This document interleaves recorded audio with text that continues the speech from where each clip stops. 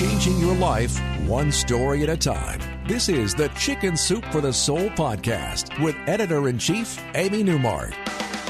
Hey, it's Amy Newmark with your daily dose of Chicken Soup for the Soul inspiration to make you simply happy.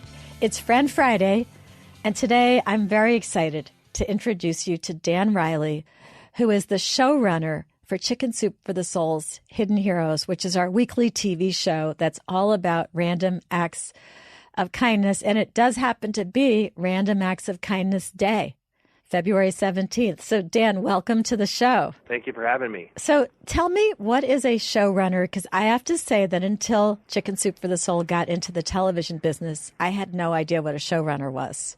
That's okay. That's a fair question. I think that most people don't know what a producer really does in the world of television and motion pictures. But a showrunner is basically, I'm the day-to-day guy and in charge of creative, day-to-day operations, supervising all the staff, writing, editing, everything you can possibly think of. I guess if I had to provide an analogy that might be easier to understand is, if we were a sports team, I would be the head coach. And if you were a book company, you'd be the publisher. So I get what you do because it's what I do, creating our books. Yeah, if I were publishing books, I'd be probably more of an editor than the publisher itself, yes. Okay. So I do have bosses, but I'm in charge of the day-to-day, the overall creative for the show, scheduling, budgeting, staffing, just about everything you can think of. If you think of it in terms of running a business rather than a television show, because there are a lot of similarities, you could say I'm the president of my little company within a larger company. So Chicken Soup for the Soul's Hidden Heroes is really good. It's on Saturday mornings in most markets, occasionally Sunday mornings if it's displaced by sports on Saturdays, but it's on CBS on their Dream Team in the mornings on Saturday, and it's on some markets at 9, some markets at 11. You look at your local listings to find out. It's a terrific show for people of all ages to watch. And why don't you describe a little bit about what Hidden Heroes is about? Well, Hidden Heroes is, we just compile stories from around the country that really highlight people that do extraordinary things for no other reason than to help others. People that aren't looking for recognition. They're not people that are looking for the limelight, that are out there talking the loudest and doing very grand things. And sometimes these very small things just really can change a person's life, or change the momentum, or change their situation, change their living conditions, change the way their outlook, their motivations. It really can change the course of a person's life by a simple act of kindness. And that can be something very random, or it can be planned. It can just be someone sees a need in their community, and they go out of their way to fulfill that need and take care of their own. That sums it up, I guess. Yeah, I can see why this show is typically number 1 or number 2 in its time slot in each of the major markets, because I think everybody's hungry for good news about good behavior. And these different segments on the show are all about kindness and good deeds and altruism. We actually put out a book 10 days ago called Chicken Soup for the Soul, Random Acts of Kindness. So it's a nice companion book to Chicken Soup for the Soul's Hidden Heroes. Now, I started catching up on some episodes over the last couple of days, and there was an episode that just blew me away about this musician who met this 15-year-old boy named Chauncey in the grocery store. And I have to tell you, I was getting all teary-eyed watching this segment. That's the definition of a random act of kindness. And talk about a guy who went above and beyond what was ever expected of what could ever be expected of anyone. And even what the young man, Chauncey, all he expected to get from that day, that moment, was a box of donuts.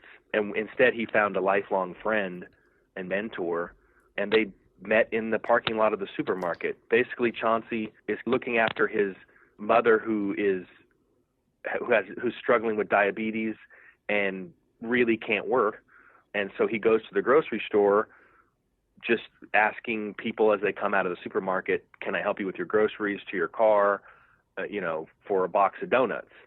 And this is what Chauncey presented this man, Matt, with. And Matt was so moved by it that he took Chauncey into the store and grabbed a cart, and they went around and filled it up and bought $200 worth of groceries, took Chauncey home, met Chauncey's mother, saw the living conditions they were in, saw that Chauncey's mother needed medical attention, and took it upon himself to tell his friends about it on social media. So he posted on social media, I just met an incredible person today, and a picture of this young man, Chauncey.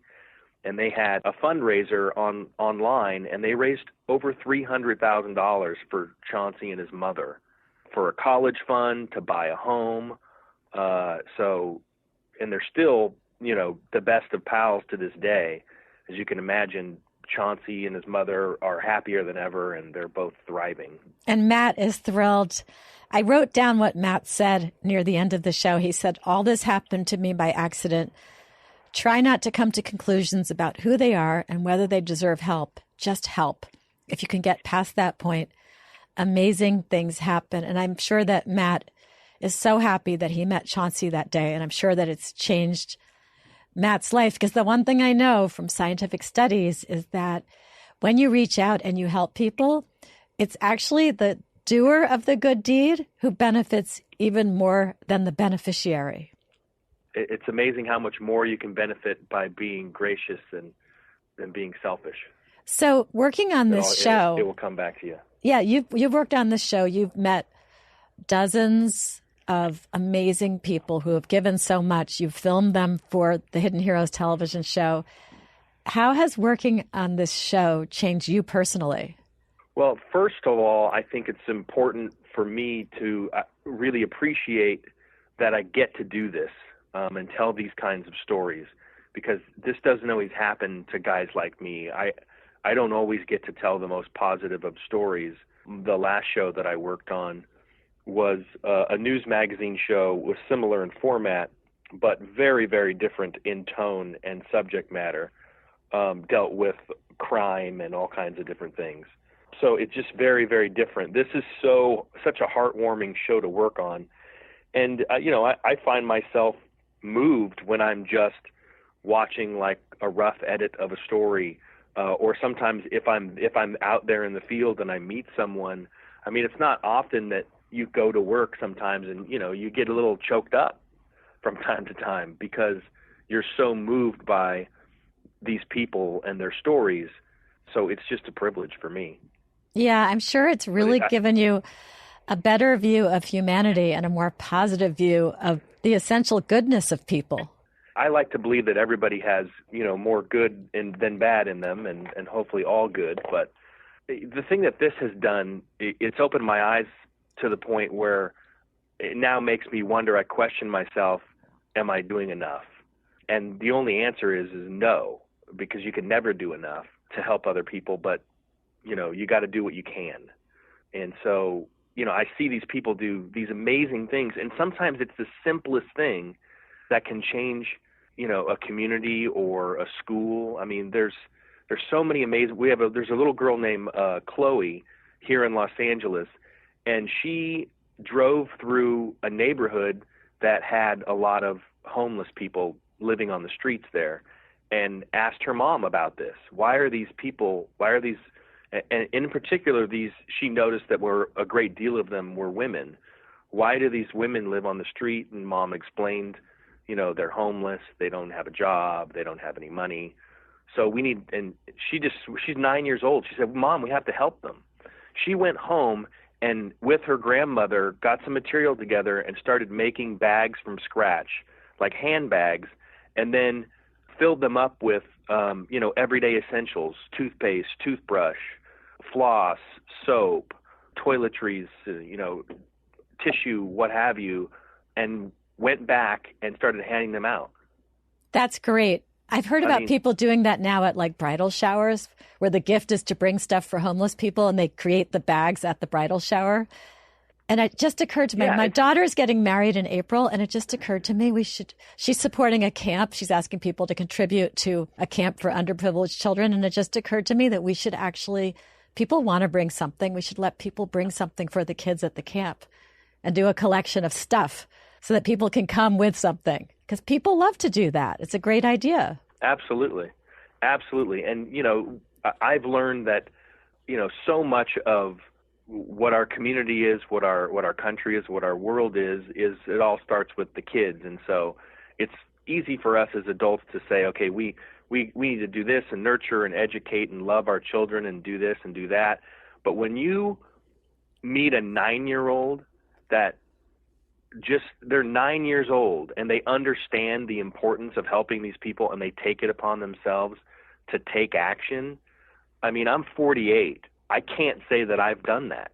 Well, I think we try to, I don't know, we'll have an impulse like that and then we'll think to ourselves, oh no, that's silly. And we won't do it. And a kid just goes with that impulse. And that's what we should all do. We should all go with that impulse, that desire to help. And now the other thing you have on the show, I saw this great segment that I loved that was more about pursuing your dreams. You had a blackboard set up in New York City and people wrote their regrets on the blackboard. And it was interesting. Most of them wrote about what they regretted not doing, like not pursuing their dreams, not trying, not reaching out, as we've just been discussing.